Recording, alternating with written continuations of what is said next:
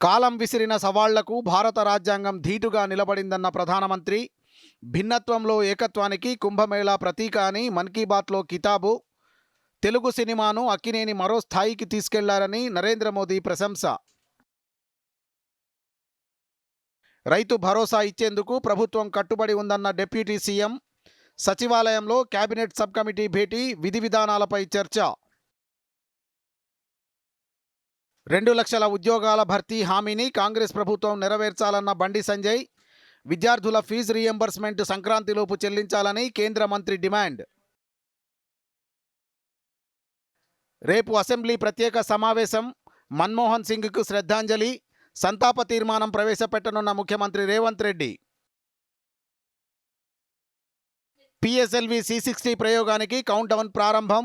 రేపు 2 ఉపగ్రహాలను రోదసిలోకి పంపనున్న ఇస్రో, భవిష్యత్తులో space station ఏర్పాటుకు అడుగులు. ఆస్ట్రేలియాను కుప్పకూల్చిన బుమ్రా, సిరాజ్, రెండో ఇన్నింగ్స్లో 9 వికెట్లకు 228 పరుగులు.